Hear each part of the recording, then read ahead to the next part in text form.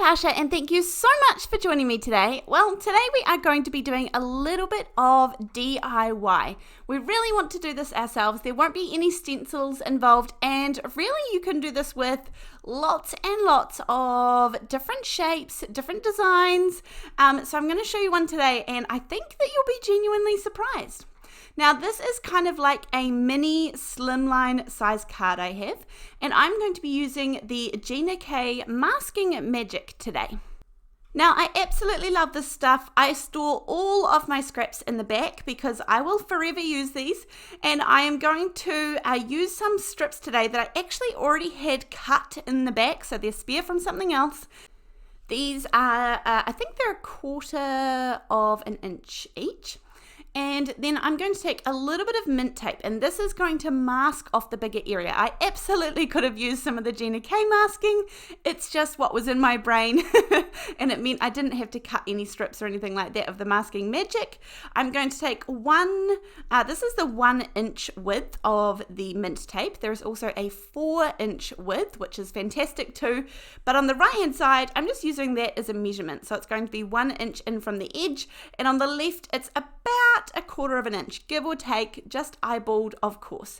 Now this is the Tsukineko, back to the Tsukineko Masking Magic one. Now these strips here, you absolutely, once you put them down, they're nice and removable. You can move them around and they don't lose their stick. Make sure you keep the release paper. If you are stamping images and creating a mask, then absolutely keep the release paper, because you're going to be able to put it back on there, put it in the stamp set, and you can use it next time. These strips, I will admit, are a little bit harder to reuse, but it depends on the design that you choose, I guess. Now, I have sort of done like a zigzag down, some triangles down my little strip here, and then I'm going to section each triangle into 4 little stripes. So as I said, you could do this with any design. We're just doing this very DIY, and I absolutely think there is probably a stencil out there that is somewhat similar to this. And honestly, if you don't want to go through the creating your own, then just use a stencil. It can be absolutely anything, but sometimes it's really nice to create our own designs. It's really nice if you don't feel like you have something suitable, that you're able to use such an easy thing like this. Just strips of masking paper and pop them down in your design. Mine are not perfectly even. If you have watched my channel before, you will know that I don't love measuring things. I just eyeball all of it. And then once I have a strip kind of the right length, I just tear it off on the edge and then keep reusing it. And then for the coloring in of this image, this is one thing that I don't think is as easy with stencils, is to use some watercolor markers to do this. Now, again, I will just say, if you wanted to ink this up, this would be super duper easy to run some ink brushes, some finger daubers over top, and you would just have a beautiful image. That would be so easy. But I already had these colors in front of me from a previous project, and I will use what is on my desk before getting out other things, because usually that'll mean I don't have to do the tidying just yet. But anyhow, I've got 4 colors. These are the Altenew watercolor markers. They have 2 different ends to them, sorry. One is a brush marker and one is a fine tip marker. So I'm just using these for the coloring. Now, by all means, alcohol markers, you could do some shading, you could use inks, you could use sprays. Anything on here, the Tsukineko Masking Magic is going to hold up beautifully to ink sprays and things like that if you choose to use them.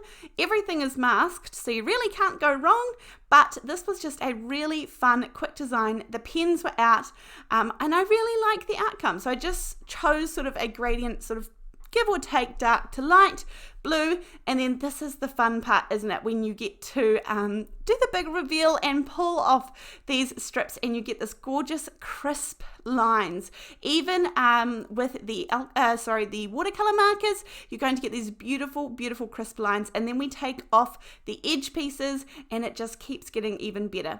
Both of these items, the Tsukineko Masking Magic and the mint tape,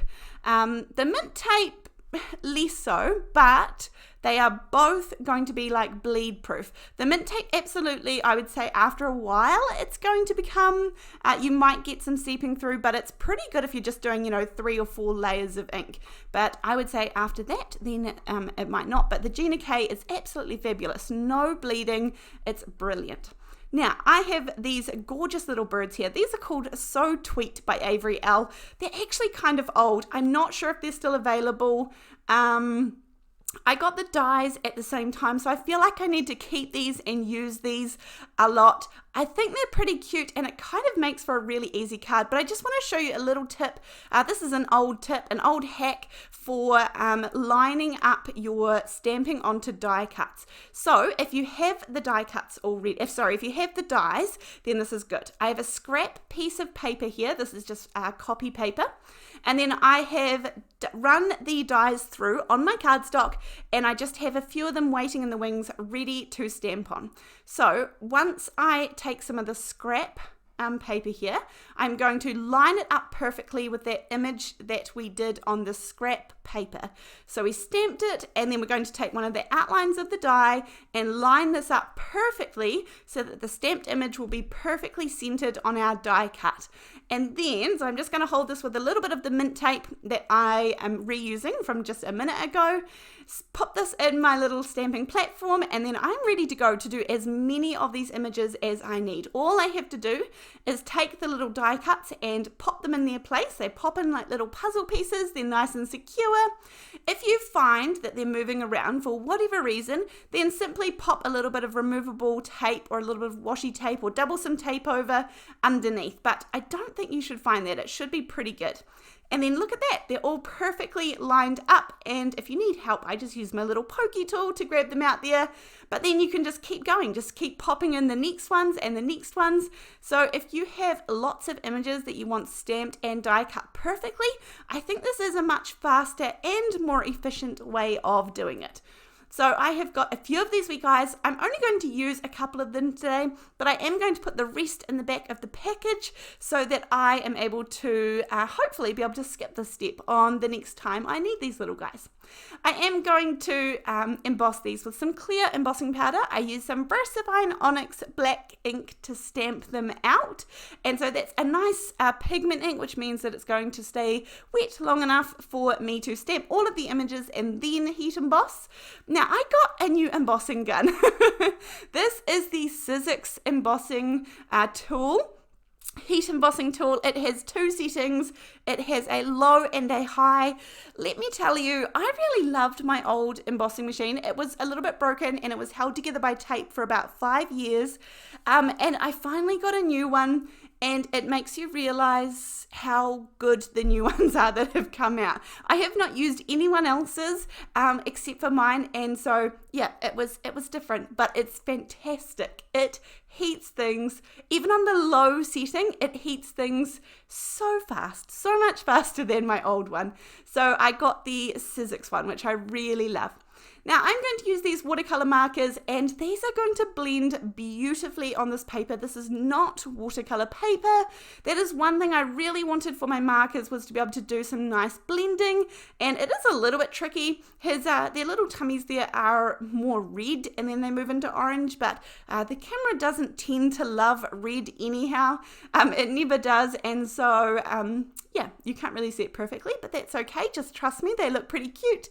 Then while I'm at it, I only need 1 vellum circle, but while I'm at it, I'm going to die cut out a few, because again, I just pop them in the back of the packaging and I'm more likely to use them and more likely to use the materials if it's part of the job is already done for me. Now on this vellum circle, I'm going to stamp the You're So Tweet. Now I'm going to emboss this with some white embossing powder. Now here's the trick. The behind where I'm going to put this, it's going to be a little bit blue, but there's also some white. And so we're going to have to do something so that this little sentiment shows up. I absolutely could have done it in black as well, and I think I still would have run into a little bit of the same problem. The sentiment is little and fine, and I think it still would have gotten lost. So I had this grey circle sitting there. This was in the back of the packaging, and so I'm actually going to put a little bit of stick it double-sided adhesive down here. Now, when we are using vellum and adhesive, you have to be a little bit fancy, a little bit tricky. So we want the whole lot to be, if I just put a squiggle of glue under here, it will show through everything. So this little piece that I want to adhere, I covered the whole lot of it in adhesive. And then if I press it down evenly behind the sentiment, two things: A, we can see the sentiment a whole lot better, and B, we can't see where there's adhesive because the adhesive actually covers the entire little bit of grey that we adhered to the back. So just a little trick for you, another little one. Then I'm going to put some double-sided tape on the back of these little birdies. When I'm dealing with vellum, I don't like to use a wet or liquid adhesive. I find that if I use too much by any chance, it's going to warp. Maybe not straight away, but especially over time. This is a lawn fawn vellum that I use, and I absolutely love it, and I think it's £36, which is quite a heavy weight vellum, which means that you can heat emboss on it and things like that. Not all vellums you can heat emboss. Some of them you'll find out really fast that actually, it just is going to crinkle your paper and melt that so fast. But the lawn fawn one is perfect for this use. And more importantly, it helps these gorgeous little images pop off that bold background that we have created.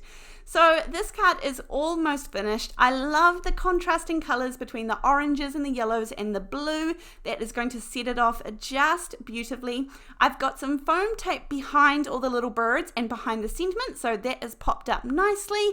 I'm going to add a couple of little sequins, just 3 down to the bottom left-hand corner and then 3 up in the top right-hand corner, and that is going to finish off this very, very simple, but I think pretty striking card. So let me know what you think with the design in the background, if you think it looks okay and passes the muster.